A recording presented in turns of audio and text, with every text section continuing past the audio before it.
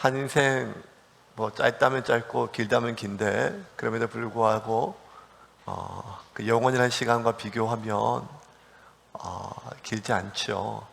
그 짧은 인생 동안 누군가에게 딛고 일어설 수 있는 그런 디딤돌이 되기를 원하지만 살다 보면 자꾸 내가 누군가에게 디딤돌이 되기는커녕 걸림돌이 된다고 느껴질 때가 많이 있습니다. 아니, 더 정확하게 얘기하면 본인이 걸림돌이 된다고 느껴지고 안타까워하는 사람은 괜찮습니다. 본인이 디딤돌이라고 철저하게 믿는 사람이 알고 보면 누군가를 자꾸 걸려 넘어지게 하는 걸림돌인 경우가 참 많죠. 야, 나 같은 남편이 어딨냐? 나 같은 엄마가 어딨냐? 나 같은 목사가 어딨냐? 뭐 이런 말들 속에 우리는 내가 참 괜찮은 디딤돌인 것처럼 착각하고 있지만 그 착각 속에 얼마나 많은 사람들이 걸려 넘어져서 생채기가 나고 아픈 줄을 모르지요. 그래서 저도 오늘 제 청바지가 걸림돌이 되지 않기 위해서 하나 위에 걸치고 왔습니다.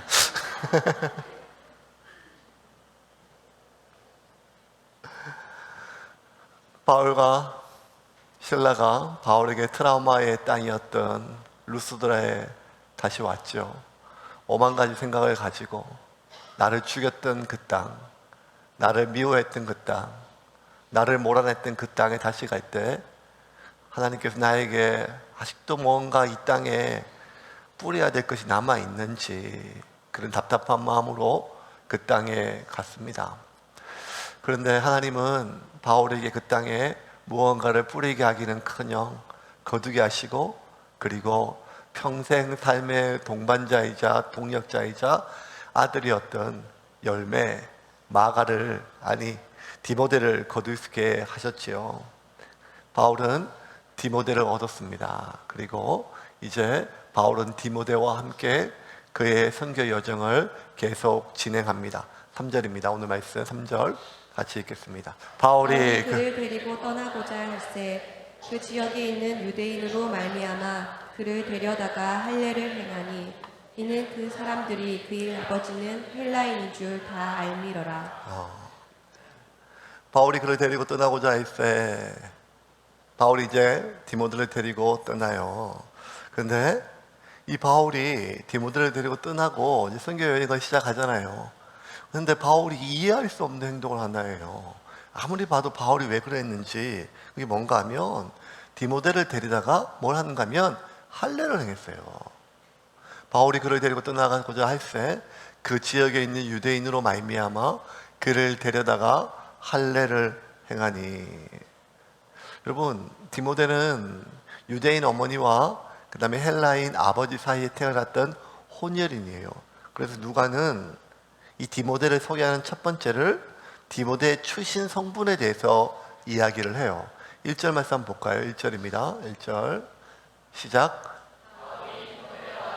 에도 이름에 거기 디모데라 하는 제자가 있으니 그 어머니는 믿는 유대 여자요 아버지는 헬라인이라. 자, 어머니는 믿는 유대 여자요 아버지는 헬라인이라. 보통 사람 소개할 때 그가 누구예요, 어떤 사람이에요 뭐 이렇게 하지만 이 디모데는 제자라고 소개했고, 특별히 그의 어머니와 그의 아버지의 국적에 대해서, 민족에 대해서 얘기를 해요. 뭔 말인가 하면 이거는 디모데가 가지고 있는 핸디캡이라고 하는 거죠. 혼혈인이죠. 혼혈. 왜냐하면 유대인들이 이방 땅에 가서 오랫동안 살아도 그렇게 잘 동족끼리 결혼하지 다른 사람과 결혼하지 않는 것이 유대 혈통을 굉장히 중요시 여기는데, 특별히 유대 어머니는 믿음도 좋고, 디모데의 어머니는 전후서 디모데에게 보낸 편지들을 보면 이 바울이 디모데야, 네 믿음은 너의 외조모, 외할머니부터 깊이 있게 기도하는 분이다, 내가 그분 안다 할 정도로 기도하는 가문이었거든요. 근데 기도하는 어머니가 왜 자기 딸을 히브리 민족에게 결혼시키지 않고 하나님을 경외하지 않는 이방인과 결혼을 시켰을까? 이런 거 보면 뭐 여러 가지 조금 의문이 들겠지만, 그럼에도 불구하고 디모데는 지금 믿는 어머니와 또 믿지 않는 아버지 사이에서 태어난 그러한 혼혈인입니다. 특별히 유대인과 비유대인 속에. 그러니 당연히 이 디모데는 자라면서 유대인으로 가장 중요한 할례를 행하지 않았죠. 그런데 바울이 지금 디모데가 할례를 받지 않는 것은 그가 출생 신분을 봤을 때 충분히 이해를 되는데, 왜 바울이 굳이 디모데를 다시 데려다가 할례를 했느냐는 말입니다. 이거 참 이해하지 않겠습니까? 이해하기 어렵죠. 이 모든 일이 지금 우리가 이 안디옥 교회가 차문의 가운데 가다가 풍지박산난 이유가 뭐죠? 할례 때문이었잖아요. 바울과 바나바가 1차 전도여행을 잘 마치고 돌아와서 그 은혜를 나눠줄 때마다 많은 성도들이 얼마나 큰 은혜를 받았어요. 그리고 바울과 바나바를 비롯한 많은 선생들이 하나하나 말씀을 가르치고 교회가 든든히 서갈 무렵에 예루살렘에서 올라온 율법 선생들이 유다 이방인이라 할지라도 예수를 영접한 것만으로는 하나님 자녀가 될 수 없다. 그들은 할례를 받아야 구원받을 수 있다고 하는 이야기이기 때문에 온 교회가 풍리박산 나고, 그렇게 기둥처럼 믿고 따르던 그 사람들이요, 바울과 바나바가 아니라 이제는 두 패로 나눠가지고 교회가 박살나지 않았습니까?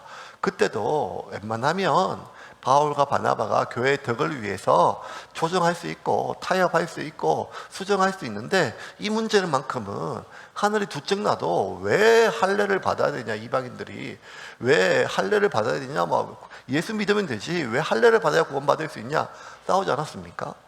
예루살렘 공회가 왜 모였어요? 최초의 공회는 이 할례 문제 때문입니다. 이방 때문입니다. 예루살렘 교회에도 문제가 많았죠. 많은 사람들이 다투기도 하고 싸우기도 하고 자신의 재산을 나누어서 다 팔고 섬기는 은혜도 있었지만, 그렇게 섬겨서 나눴지만 그럼에도 불구하고 왜 너희 토박이들만 그렇게 교회밥을 같이 다 먹고 우리 떠내기들은 이렇게 배급해서 소외됐느냐 하는 이런 분쟁부터 시작해가지고 문제가 참 많았어요. 유대인들 중에서도 바리새파 중에서는 바리새인들이 굉장히 말씀이 아주 골수 유대인인데, 그 바리새파인들 중에, 바리새 교인들 중에 예수를 믿고 교인이 된 사람들은 사사건건 베드로가 교회를 이끌고 나갈 때, 야, 말씀이 그렇지 않다, 율법이 그렇지 않다, 전통이 그렇지 않다, 태클들이 얼마나 많았어요. 그래도 그 공회가 한 번도 열리지는 않았어요. 왜냐하면 웬만하면 그 안에서 다 서로 협의해서 합의해서 다 결정이 됐단 말이에요. 그런데 이 할례 문제만큼은 몇 날 며칠 사도와 장로들과 리더들이 모여서 회의할수록 의견이 모아지지 않고 서로 마음이 모아지지 않는 그 중요한 것. 그때도 바울이 뭐라 그랬어요? 아니, 왜 할례를 받아야 되냐? 예수를 믿고 예수의 보혈이면 되지 왜 할례를 받아야 구원받을 수 있냐? 구원의 전제 조건이 할례라면, 그렇게 전한다면 그가 하늘에서 내려온 천사를 할지라도 그 사람 저주받아야 된다. 예수의 보혈을 왜 할례와 바꾸냐라고 목숨 걸고 지금 싸웠던 것이 바울이 아니겠어요? 더군다나 지금 바울이 디모데를 데리고 할례를 행하려는 모습을 누가 봤는가 하면, 바울과 함께 루스드라에 왔던 실라가 봤어요. 실라가 어떤 사람이에요? 실라가 안디옥 교회에 왜 왔어요? 이방인들을 할례 받으라고 강조하지 말라고 편지를 써줘서 그 편지 들고 온 사람이잖아요. 그리고 바울이 할례 때문에 얼마나 목숨 걸고 싸웠는지를 다 봤어요. 그런데 방금 전까지 그렇게 하지 말라고 목숨 걸고 싸웠던 바울이 디모데를 데려다가 할례를 행하는 걸 보고 얼마나 황당했을까요? 얼마나 이율배반적으로 느꼈을까요? 이런 사실을, 이런 상황을, 이런 신라의 반응을 바울이 누구보다 잘 알 건데, 그렇다면 바울은 왜 디모데를 굳이 18살이나 됐던 그런 성인을 할례를 행한 이유가 뭘까요? 오직 한 가지 이유입니다. 지금 바울은 디모데를 데리고 이제 같이 선교 여행을 떠나면서 디모데를 복음 전도자로 세우려고 하고 있어요. 그런데 바울이 지금 선교 여행을 가는데 1차 지금 터키 지역입니다. 지금 터키 지역, 소아시아 지역에 이방인들이지만 그 이방 땅에 살고 있는 유대인들이 1차 전도 대상자예요. 그리고 그 유대인들과 함께 살아가고 있는 그 땅에 있는 이방인들도 선교 대상이죠. 하지만 디모데는 지금 어디에 써먹으려고 하는가 하면, 디모데는 그 소아시아 지역에 흩어져 있는 유대인들에게 복음을 전할 전도자로 세우기 위해서 디모데에게 할례를 행하려고 한 것입니다. 왜냐하면 디모데를 만약 이방인을 위한 복음의 전도자로 세웠다면 할례를 안 했을 거예요. 실제로 바울에게 이방인 제자가 많이 있었지만 그 중에 손꼽히는 제자가 디모데고, 또 하나는 디도였어요. 디도서에 나와 있는. 그런데 디도는 할례를 안 행했어요. 왜냐하면 디도는 이방인들에게 복음을 전할 복음 전도자로 세웠기 때문이에요. 그런데 디모데는 지금 이제 유대인들, 그 지역에 살고 있는 유대인들에게 복음을 전할 전도자로 세울 건데, 지금 바울이 복음을 전하려고 하는, 디모데를 통해서 복음을 전하려고 하는 그 지역이 어딘가 하면 루스드라, 이고니온 이런 데는 어떤 쪽이에요? 밤중에 성문을 철고 찾아와서 루스드라에 있는 사람들이 다 바울에게 환호할 때 옆에 있는 이고니온 사람들, 그 유대인들이 바울을 쫓아낸 것도 성이 안 차가지고 루스드라까지 쫓아와서 바울에게 환호하고 있는 사람들에게 뭐라고 꼬드겼는가 하면, 이 하나님을 저주하고 나쁜 놈이다, 악독한 놈이다 라고 이간질 시켜가지고 그 루스드라 사람들이 결국에는 바울을 쫓아내고 돌로 쳐 죽였거든요. 그러니 지금 소아시아 전역에 흩어져 있는 많은 유대인들 중에 특별히 루스드라, 이고니온 여기에 있는 유대인들은 아주 골수 유대인이라는 거예요. 어떤 골수 유대인인가 하면 복음에 반감이요, 말도 못해요. 이를 뿌득뿌득 가는 거죠. 그러니까 이 복음에 대해서 반감을 가지고 있는 골수 유대인들이, 그것도 할례도 받지 못한 이방인 디모데가 복음을 전한다고 하면 바울에게 가졌던 적대감보다 훨씬 더, 왜냐하면 바울은 유대인 중에 유대인이었거든요. 바리새파였거든요. 그리고 이 가말리엘 문화에서 최고로 율법을 배웠던 유대인들은 그러한 가문, 민족, 율법적 배경 이런 것이 굉장히 중요시하는 건데, 바울조차도 그랬다면 그 엄마가, 유대인 여자가 이방인과 결혼한 것도 모자라서 아들을 낳아가지고 이방인 혼혈 아들을 낳았는데, 그 이방인이 이 예수 복음을 전한다고 했을 때 얼마나 디모데에게 악감정을 가질지는 불을 보듯 뻔한 일이었어요.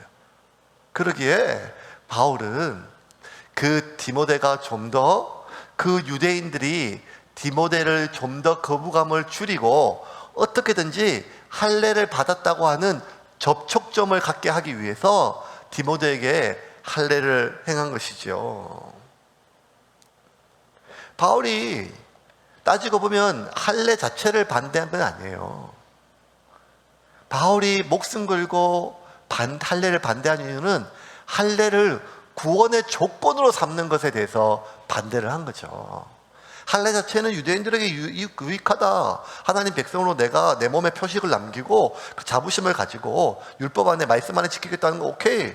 그런데 그 할례를 필요 없는 이방인들이 예수를 믿는 것 말고, 예수의 보혈 말고 할례를 받아야 구원을 받을 수 있는 것처럼, 그 할례가 구원의 전제 조건이 된다고 하는 것은 예수의 십자가 보혈을 하찮게 여기거나 아니면 그것을 무너뜨리는 일이기 때문에 바울이 목숨 걸고 할례를 막았던 것이지, 할례 자체를 반대한 것은 아니었습니다. 그래서 바울은 디모데에게, 네가 이방인이 아니라 앞으로 유대인들에게 복음을 전하기 위해서는, 저 사람들은 아주 골수 중에 골수 유대인이니까, 안 그래도 네가 출신 성분이 이방인이고 혼혈이고, 그러니 할례까지 받지 않았으면 그 사람들이 너를 만나지도 않을 것이다. 왜냐하면 여러분, 우리가 지금 고넬료와 베드로 그 사건들을 한 2달 동안 살펴보면서 유대인들이 이방인들을 얼마나 꺼려하는지 혐오하는지 기억나지 않습니까? 그들과 만나도 안 돼요. 부정해지니까요. 그들 집에 가는 건 더욱더 안 되죠. 그들 집에 머무는 것은 마치 우리가 바퀴벌레를 혐오하듯이, 바퀴벌레 만지면, 쥐 만지면 손을 씻고 신을 닦는 것처럼 유대인들은 이방인을 만나고 접촉하면 할례받지 않는 사람, 할례받지 않은 이방인들을 만나면 접촉조차 하지 않으려 하기 때문에 디모데가 어떻게든지 유대인과 접촉할 수 있도록 할례를 받게 해서 그렇게 복음의 전도자로 세우고자 했던 일이죠. 그런데 그렇게 결과적으로 디모데에게 어쩌면 그 출신 성분이 유대인 복음 전도의 걸림돌이 될 수 있는 것을 제거하고 이제 디모데가 자신 있게 그리고 끄리낌 없이 유대인들에게 복음을 전할 수 있도록 그에게 할례를 행하였습니다. 근데 그럼에도 불구하고 바울과 바나바에게 있어서는 이 바울과 디모데에게 있어서는 왜 디모데가 할례를 받아야 되는지를 다 동의함에도 불구하고 이것은 큰 대가를 지불하고 위험을 감수하는 일이었어요. 왜냐하면 보통 유대인들이 할례를 행하면 사내아이가 태어났을 때 8일째 되는 날 그 아이를 포경수술을 하는 거죠. 아이가 아직 어리니까. 그런데 모든 할례는 생후 8일에 이어나요. 근데 지금 디모데는 지금 나이가 몇 살이죠? 18살이에요. 18살인데 18살 되는 이 할례 때 그 당시에 무슨 소독약이 있었겠어요? 변변차는 아니면 항생제가 있었겠어요? 더군다나 할례를 행할 수 있는 수술 도구가 있었겠어요? 그리고 할례는 좀 위험한 일이기 때문에 전문 할례하는 의사들이 했거든요. 율법사들이 교육을 받고 경험이 많은. 그런데 지금 뭐 바울이 뭐 그런 사람도 아니고 더군다나 마취약조차 없어요. 여러분, 마취 없이 이 수술을 한다고, 그것도 가장 민감한 부분을 한다고 생각을 해보세요. 아마 제 아들 영진을 제가 그렇게 했으면 아마 부자의 연을 끊자고 했을 거예요, 아마. 디모데가 이게 보통 일이 아니거든요. 어쩌면 감염돼서 죽을 수도 있는 목숨을 거는 일이었어요. 제 살, 그것도 가장 민감한 살을 마취 없이 잘라내는 정말 고통이죠. 그런데 그럼에도 불구하고 디모데는 복음 전도를 위해서 그 유대인들을 살릴 수 있다면 자신의 가장 고통스러운 것도 감내를 했어요. 이거는 바울도 마찬가지였어요. 바울은 디모데처럼 자신의 제사를 잘라내진 않았지만 바울 역시 자기가 지금까지 그렇게 이방인들에게 할례를 행하는 것에 반대해 왔다가 디모데는 마치 할례를 행했다는 것이 소문이 나면 말과 행동이 다르다, 왜 그때는 맞고 지금은 틀리냐, 뭐 위선이다, 뭐 온갖 것에 대해서 오해를 받을 수 있었거든요. 그러니 지금도 바울은 명확해요. 그가 이방인이라 할지라도 예수를 영접하면 할례가 필요 없다는 것을 누구보다 바울은 확고한 신념이 있지만 바울은 자신의 확고한 신념을 다 접고 그런 신념을 저버리고 이율배반이고 위선이고 거짓 사람이라고 하는 그런 오해를 받을 수 있을 만큼의 그 마음의 부담과 신념을 저버리는 그런 고통을 감수하고 지금 디모데에게 할례를 행하였습니다. 왜? 한 가지죠. 복음의 걸림돌을 제거하기 위해서입니다. 제 살과 제 마음을 잘라내는 고통을 감수하고 디모데는 할례를 행했어요. 그리고 그 결과 정말 많은 유대인들이 주님께 돌아오고 교회가 든든히 섰습니다. 우리 4절과 5절 같이 한번 읽어볼까요? 4절 같이 한번 5절 읽겠습니다. 5절 시작. 여러 성으로 다녀갈 때에 예루살렘에 있는 사도와 장로들이 작정한 규례를 그들에게 주어 지키게 하니 이에 여러 교회가 믿음이 더 굳건해지고 수가 날마다 늘어가니라. 4절 볼까요? 4절 보면 여러 성으로 다녀갈 때 예루살렘에 있는 사도와 장로들이 작정한 규례, 그게 뭔가 하면 지금 신라가 가져온 편지들이에요. 거기에 그 내용이 뭔가 하면 이방인들에게 할례를 더 이상 강요하지 말라는 거예요. 또 하나는 무엇인가 하면 그 이방인 그리스도인들에게는 뭐라고 하는가 하면 유대인 그리스도인들에게는 이방인들을 배려해서 그들에게 할례를 강요하지 말라. 그리고 이방인 그리스도인들에게는 유대인들은 그 짐승, 우상에 바쳐진 제물들, 그리고 피 이런 것들은 끔찍하게 싫어하고 어려워하니까 그들에게 그러한 고기들을 제공하지 말라고 하는 거예요. 네. 그러니까 이제 교회 안에서 같이 식사를 하잖아요. 식사를 하다 보면 준비하다 보면 왜 너는 돼지고기를 못 먹어? 너는 왜 닭고기를 못 먹어? 뭐 이렇게 하지 말고 그 사람들은 그것이 가지고 있는 정서상 어려운 것이다. 그러니 그 부정한 짐승들, 특별히 피 그리고 우상들에게 바쳐진 제물, 그거는 사람들에게 먹으라고 권하지 말고 먹지 않는 것에 대해서 뭐라 하지 말라, 뭐 이런 것들이에요. 뭔가 하면 각각 서로에게 걸림돌이 되지 말라고 하는 말이죠. 이방인들은 유대인 그리스도인들에게, 유대인 그리스도인은 할례 때문에 그 이방인 그리스도인들에게 강요하지 말라고 하는 그 규례예요. 그렇게 서로 각각 자신이 굉장히 불편하기 어렵죠. 할례 받지 못한 것들하고 같이 내가 한 상의 밥을 먹어야 돼? 저렇게 까탈스러운 인간하고 같이 밥을 먹어야 돼? 뭐 이런 것들이 있지만 그것을 감수하고 서로 같이 마음을 모으기를 결정했을 때, 그리고 디모데가 할례를 받고 그들에게 복음을 전했을 때 5절 말씀입니다. 같이 읽겠습니다. 시작. 이에 여러 교회가 믿음이 더 굳건해지고 수가 날마다 늘어가니라. 여러분, 이게 참 쉽지 않은 거예요. 그 터키 소아시아 지역에 그 이방인과 헬라인들과 유대인들이 같이 모여가지고 같이 신앙생활을 하는 것은 잠시 잠깐은 한번 모여서 수련회 하는 건 괜찮지만 계속 지내는 것은 얼마나 많은 갈등이 있겠어요. 식사 메뉴 하나 정하는 것, 간 하나 정하는 것, 이거 뭐 의자 배치 하나 하는 것, 예배 순서 하는 것, 뭐 이런 것들, 여러분들 이게 다 뭐가 맞는가 하면 지금까지 내가 해온 게 맞는 거죠.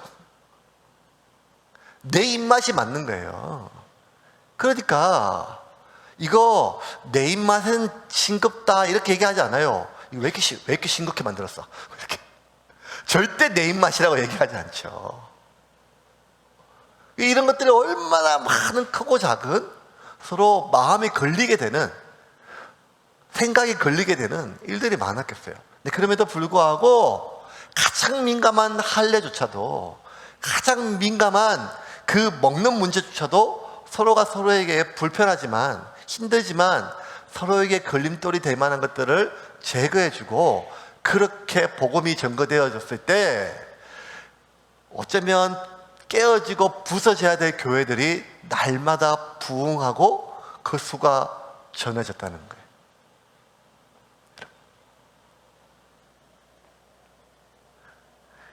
디모데의 이 제사를 잘라내는 고통과 바울이 그 누구보다 자신의 신념과 타협할 줄 모르는 그런 성격이었음에도 불구하고 자신의 생각을 접고 복음을 위하여 그렇게 마음을 내어 주었을 때 그 모든 바울의 성격과 디모데의 희생은 밑거름이 되어서 교회가 부흥하고 든든히 서는 계기가 되었습니다.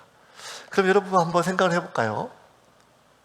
도대체 똑같은 돌인데 그 돌이 누군가한테는 디딤돌로 쓰이고 누군가한테는 걸려넘어지는 걸림돌이 되는 이유가 뭘까요? 디딤돌과 걸림돌로 가르는 차이가 뭘까요? 오늘 본문은 한 가지를 얘기합니다. 바울과 디모데가 그 할례를 행했던 이유는 한 가지입니다. 자기를 위해서가 아니라 자기보다 더 소중한 가치가 있었기 때문이에요. 앞서 언급했던 것처럼 당시 할례와의 고통은 심했을 뿐만 아니라 위험이 많아가지고 특별히 신생아들에게 할례를 행했을 때 그것이 덧나서 애들이 많이 죽었어요. 유아 사망률이 되게 많이 높았었는데 특별히 이 할례 때문에 남자아이들이 많이 죽었어요. 그러니까 얼마나 위험한 거예요.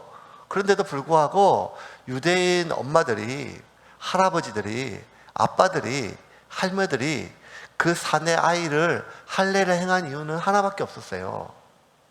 이거 위험하고 할례 받다가 덧나면 아이가 죽을 수도 있고 그 겁이 나는데, 그럼에도 불구하고 이 유대 땅에서, 아니 이방 땅에서도 어디든지 유대인이 사내 남자임에도 불구하고 할례 받지 않은 유대인으로 살아간다는 것이 어떤 고통인지를 알기 때문에 할례를 받다가 죽는 한이 있더라도 할례를 받게 하는 것이 이 아이에게 유익하기 때문이에요. 그것이 이 아이를 위하기 때문이에요. 그렇다면 모든 할례는 자기 자신을 위해 받는 거예요. 그런데 이 디모데는 자기 자신을 위해 받은 할례가 아니죠. 자기는 이방인이었고 주변에 있는 모든 사람들이 칭찬한 그리스도인이었고 제자였고, 그럼에도 불구하고 이 할례 없이도 충분히 하나님의 사람으로 살아갈 수 있음에도 불구하고 디모데가 이 할례를 했던 유일한 한 가지 이유는 무엇인가 하면 자신이 아니라, 자신이 핍박받을까 봐가 아니라 나의 출신 성분으로 인해서 타인들이 복음을 받아들이는 데 있어서 마음이 다칠까 봐 타인을 위해서 나보다 더 소중한 소명이 생겼기에 디모데가 이 할례를 행할 수가 있었습니다. 그렇다면 여러분, 디딤돌과 걸림돌의 가장 큰 차이는 뭘 반대하냐, 뭘 지지하냐, 생각 이런 것이 아니라 그 근본 뿌리가 나를 위한 것인가 아니면 나보다 더 소중한 무언가를 위한 것인가 중요해요. 하지만 여러분, 여기 우리가 자꾸 속는 건 뭔가 하면 절대로 나를 위한다고 얘기하지 않아요. 야, 엄마가 나 좋다고 하는 말이야. 다 너를 위해서 하는 거 아니에요. 이게 다 교회를 위한 거 아니냐. 교회를 위한 거. 이게 나만 잘 살자고 하는 거냐. 다 우리 가정을 위해서 하는 거 아니냐. 전부 다 나를 얘기하지 않죠. 너를 위해서, 우리 가정을 위해서, 우리 교회를 위해서 뭐라고 하죠. 하지만 결국 보면 그 중심에 내가 다칠까 봐, 우리 가정이 욕을 먹을까 봐, 우리 교회가 뭔가 내가 원하는 방식으로 되지 않음에 대한 안타까움이, 결국에는 나는 누군가에게 디딤돌이 되기 위해서 하는 많은 것들이, 여러분, 그 예루살렘부터 안디옥까지 올라왔던 그 유대인 교사들이요, 안디옥 교회를 부수기 위해서 했겠을까요? 아니죠. 자기들은 이 할례가 얼마나 중요하고 율법이 중요하기 때문에 안디옥 교회를 말씀의 반석 위에, 할례의 반석 위에 세워야 그 율법 모르는 이방인들이 온전히 신앙생활을 할 수 있다고 디딤돌로 가져온 것이거든요. 안디옥 교회, 예루살렘 공회에서도 수많은 바리새인 그리스도인들이 목숨 걸고 할례를 주장했던 가장 큰 이유는 하나밖에 없어요. 그거는 교회를 온전히 세우고자 위함이었다는 거예요. 그런데 따지고 보면 결국 그것이 한 가정이든 부부든 한 교회든 어떤 공동체든지 간에 나를 위한다는 것이 아니라 우리를 위하고 교회를 위하고 가정을 위한다고 하는 그 미명 아래 얼마나 많은 말들이, 얼마나 많은 눈빛들이, 얼마나 많은 고집들이 누군가를 걸려 넘어지는 걸림돌이 되었는지 모릅니다. 말씀을 좀 정리를 좀 할게요. 가시고기라고 하는 장편 소설을 제가 93년도에 읽었어요. 아버님 돌아가시는 해 그 소설을 읽었어요. 여러분, 가시고기 장편 소설 안 봤을 거예요. 그 내용이 이런 거예요. 엄하고 약간 잘 표현 못하는 아버지가 삶이 얼마 남지 못했어요. 그리고 자기 아들을, 백혈병에 걸려있는 아들을 살리기 위해서 마지막까지 자기 목숨을 내어주는 그런 내용인데, 한 20년 넘어서 내용은 잘 기억이 안 나는데, 그게 나오는 예화 중에 가시고기가 있어요. 가시고기. 암컷을 알을 놓고 도망가고 수컷이 수일 동안 그 알이 부화할 때까지 먹지 못하고 자지 못하고 지키다가 결국 알이 부화하면 머리 쳐박고 죽고, 그리고 자기 살마저 자식들이 뜯어 먹도록 내어준다 그래서 그 아비의 부정, 그래서 가시고기 이런 얘기들이에요. 그거 보고 마침 그 해 아버님 돌아가셔서 저도 참 많이 울었죠. 신기한 거는요, 참 뭐든지 빈자리가 되면 참 그 소중했던 것들이 느껴져요. 대한민국에 있는 이 땅에 아버지들, 어머니들만큼 희생적인 분들이 어디 있을까요? 요즘 젊은 사람들이 뭐 이렇게 많이 뭐 똑똑한 척 하지만 그 희생만큼은 부모님 절대 못 따라가요. 이 초이기적인 자녀 세대에 그거 어떻게 알 수 있을까요? 이 땅에 수많은 아비들, 우리 아비와 우리 어미들은 어떻게든지 자식들에게 디딤돌이 되어주기 위해서 나는 못 배웠지만 너는 배워야 된다. 나는 좀 멸시받았지만 너는 그거 받지 않고 살아라. 나는 믿지 않는 가정에 시집 와서 이렇게 고생했는데 너라도 좀 믿는 가정에 가라. 뭐 이런 수많은 것들. 그래서 어떻게든지 디딤돌이 되려고 뼈 빠지게 자기 시간, 자기 삶 포기하고 디딤돌이 되기 위해서 하고, 그럼에도 불구하고 좀 더 남들보다 좋은 디딤돌이 되지 못함에 대해서 미안해한 것이 우리 부모님들이었거든요. 그리고 그렇게 평생 살다가 마지막 늙어서도 내가 자식들에게 걸림돌이 될까봐 조용히 그냥 짐이 안 되고 싶어서 하는 마음이, 물론 그렇지 않은 부모님들을 모시고 있는 분도 있겠지만 이 땅에 있는 대부분의 부모님들은 그렇죠. 저도 지나보면 그런 것 같아요. 맨날 설교 때 농담 삼아 어머니를 팔아먹고 있지만 어머니의 헌신만큼은 누가 뭐래도, 그 희생만큼은 누가 뭐래도 그 많은 수치와 모욕을 받는 현장에서도 묵묵히 그 자리를 지켰던 이유들은 새끼들 때문이 아니었겠습니까? 이것이요, 짐승이든 미물이든 물고기든 사람이든 자기보다 소중한 존재가 있으면 제사를 내어줘요. 제 마음을 내어줘요. 자기 자존심도 내어주고 내 살보다 중요한 내 생각과 내 모든 것도 내어줄 수가 있습니다. 사랑하는 세운교회 성도 여러분, 하나님은 저와 여러분을 생명을 살리는 영적 어미와 아비로 세우셨음을 믿으시기를 바랍니다. 우리는 누군가의 육체의 어미이고 아비이지만 또 어떤 영혼들의 어미이고 아비가 될 것입니다. 우리는 마지막까지 포기할 수 없는 그 나의 신념이라 할지라도, 생명을 위해서라면, 마지막까지 포기할 수 없는 나의 마지막 자존심이라 할지라도 생명을 위해서라면 내어줄 수 있는 것이 바로 하나님의 자녀의 길입니다. 인생 살다 보면 걸림돌을 많이 만나요. 걸림돌이 되는, 왜 꼭 저 사람은 나를 저렇게 걸고 넘어지나? 왜 꼭 이분은, 이 관계는 나를 걸고 넘어지나? 라고 느껴질 때 이렇게 생각하세요.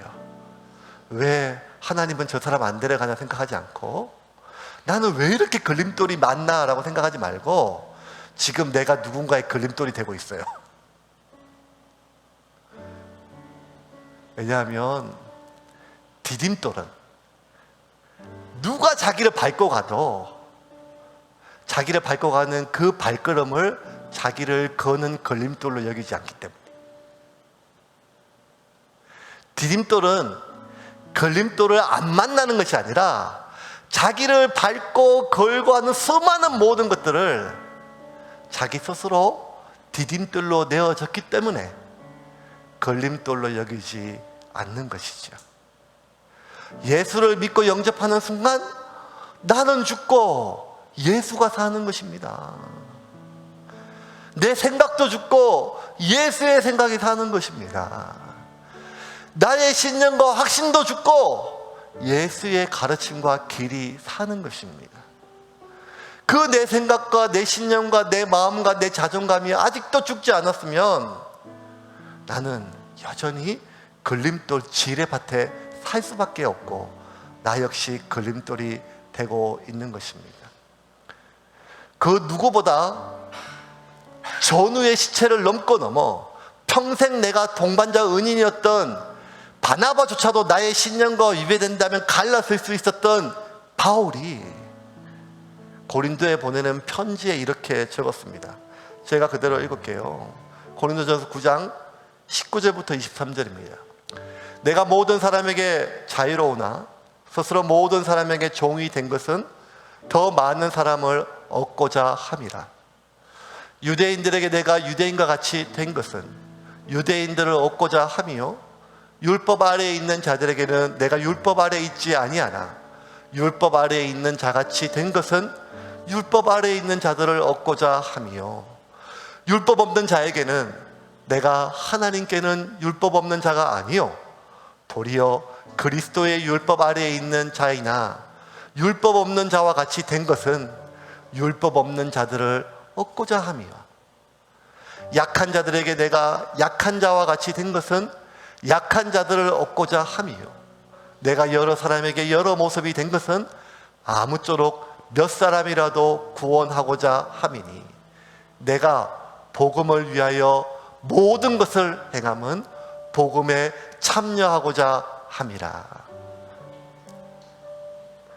여러분 죄송합니다. 우리가 이제 편하게 살기는 글렀습니다. 왜냐하면 우리가 선택한 길이 이런 길입니다.